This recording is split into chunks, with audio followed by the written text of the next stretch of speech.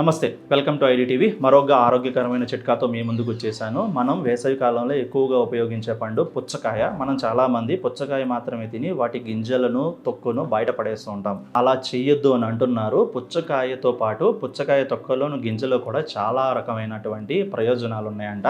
అవేంటో కాదు, పుచ్చకాయ తొక్క తెల్లటి చర్మం, తెల్లటి పొర ఉంటుంది కదా, ఆ పొరతో చర్మానికి మెరుగైన అందాన్ని అందించే లక్షణాలు ఉంటాయంట. ఎస్, అవును.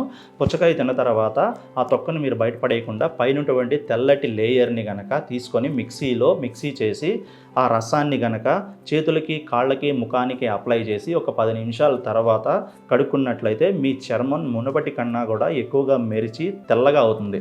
ఇలా కనీసం వారానికి 2 సార్లు చేస్తే మంచి ఫలితం కనిపిస్తుంది. వేసవిలో ముఖ్యమైన మొటిమలు వస్తూ ఉంటాయి కాబట్టి పుచ్చకాయ తొక్కలోని తెల్లటి భాగంతో రోజు వాటర్ని కలిపి ముఖానికి అప్లై చేసినట్లయితే మొటిమలు రాకుండా చాలా బాగా నివారించవచ్చు అనమాట. వేసవి కాలంలో ముఖ్యంగా ఇది బాగా పనిచేస్తుందంట. సో మొటిమ సమస్యలు ఉన్న వారికి ఇదొక మంచి చిట్కా.